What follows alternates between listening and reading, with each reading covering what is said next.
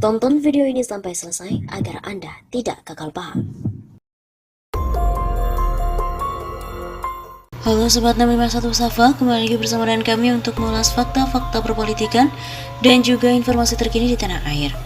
Puan bocorkan kriteria capres yang akan diusung oleh PDIP di pemilu tahun 2024.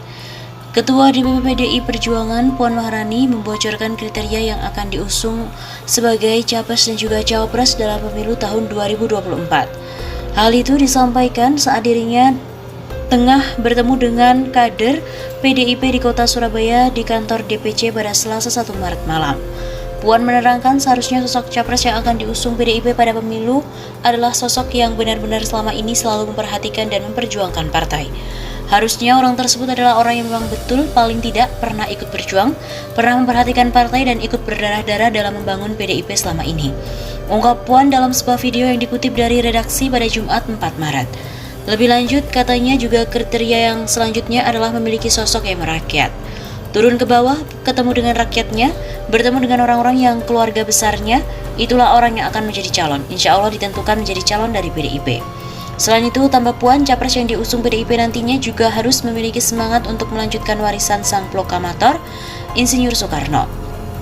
Tentu saja orang yang bisa meneruskan cita-cita Bung Karno, perjalanan panjang ini bukan hanya membangun negara saja, perjalanan panjang sesuai dengan cita-cita Bung Karno harus bisa menyatu dengan orang yang mencintai Soekarno. Puan juga mengatakan sosok figur yang akan terpilih sebagai capres-cawapres untuk tahun 2024 akan diputuskan oleh Ketum PDIP Megawati Soekarno Putri. Orang itulah yang akan kita menangkan untuk jadi presiden yang akan datang. Saya ini juga petugas partai, walau saya anaknya. Ada sih bisik-bisik sama Bu Mega kira-kira siapa, tapi itu rahasia.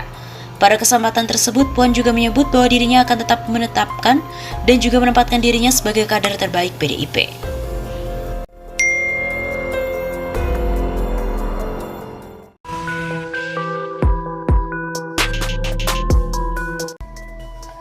Pengamat menduga PDIP siapkan skenario untuk menjegal Ganjar Pranowo di Pilpres 2024. Direktur Eksekutif Indonesia Political Opinion atau IPO, Deddy Kurniasyah menilai kemungkinan PDIP akan menjegal Ganjar Pranowo agar tidak maju di Pilpres 2024. Bisa saja itu terjadi dengan beberapa pertimbangan. Dari hasil survei IPO, suara Ganjar didominasi pemilih di Jateng dan mayoritas pemilih PDIP. Ungkap Deddy saat dihubungi oleh redaksi Akurat Senin 14 Februari. Ini bisa dibaca jika pengaruh Ganjar jauh lebih kecil dibandingkan dengan suara PDIP. Artinya, tanpa PDIP, Ganjar bisa mengalami turbulensi suara. Karena dalam catatan pemilih, PDIP itu cukup loyal pada parpol. Dia juga mengatakan jika hal itu benar, terjadilah maka PDIP akan memilih Puan Maharani sebagai kandidat. Menurutnya, Puan juga jauh lebih potensial terusung, meskipun hingga hari ini peluang peningkatan elektabilitasnya masih cukup rendah. Pilihan di luar Ganjar tentu Puan Maharani. Selain itu, Putri Mahkota juga punya jabatan politik strategis yang memungkinkan Puan setara dengan para tokoh elit parpol lainnya. Sementara itu, Deddy juga berpandangan apabila partai lain menarik Ganjar untuk bergabung, juga akan menjadi sebuah pertimbangan, sebab hal ini akan berdampak pada suara pemilih. Apakah mendapatkan imbas suara personalnya atau tidak? Jika rupanya tidak, tentu Ganjar tidak lagi bernilai strategis. Dugaan itu bermula dari pernyataan pendiri lembaga survei Kedai Kopi, Henry Satrio, yang menyebut ada skenario parpol yang tak mengusung Gubernur Jateng Ganjar Pranowo di Pilpres 2024 mendatang. Hal tersebut dilakukan agar Gubernur DKI Jakarta, Anies Baswedan, tak bisa maju Pilpres 2024. Saya justru mencurigai ada sebuah skenario yang tidak memajukan Ganjar ke 2024 itu, supaya Anies Baswedan nggak bisa maju di 2024. Jadi artinya yang bisa mengalahkan Ganjar Pranowo itu kan cuma Anies, kalau dari hasil survei. Jadi kalau Mas Ganjar nggak dimajukan PDIP, buat apa parpol lain repot-repot dimajukan Anies? Kata Henry dalam sebuah diskusi virtual pada Minggu 13 Februari. Seperti diketahui, gejolak Wadas berdampak buruk bagi langkah Ganjar untuk menuju RI 1.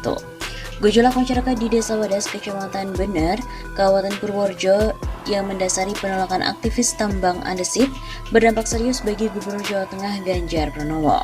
Direktur Riset Indonesia Presidential Studies atau IPS, Arman Salam menganalisa pemerintahan saat ini sedang diuji kepiawaiannya dalam menyelesaikan konflik tersebut.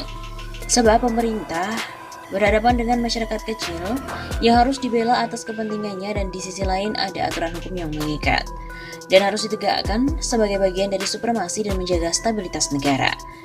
Demikian kata Arman kepada kantor berita politik RMOL pada Senin 14 Februari. Dalam analisa Arman lagi, model konflik yang terjadi di Wadas seharusnya cukup sederhana. Dalam menyelesaikannya harus ada goodwill dari penguasa. Terkait dengan Ganjar Pranowo, Arman berpendapat orang nomor 1 Jawa Tengah itu juga harus hati-hati berdasarkan fungsinya sebagai pelayan masyarakat, bukan pemuja para pemodal. Ia menilai jika sikapnya cenderung berat pada investor akan berdampak buruk dalam langkahnya untuk menuju ke RI1. Terkait polemik di Desa Wadas, Arman menilai langkah blunder akan menyandera Ganjar dalam mendulang dukungan nanti. Sebab dengan gejolak yang berujung pengerahan pasukan polisi akan mencoreng citra politiknya sebagai seorang figur pelayan masyarakat.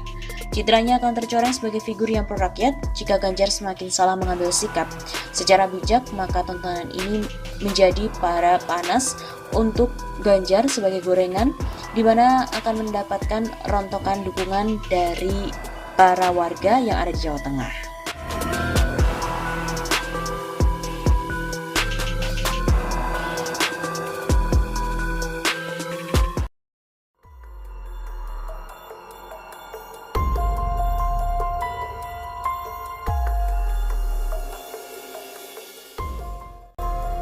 Puan bocorkan kriteria capres yang akan diusung oleh PDIP di pemilu tahun 2024.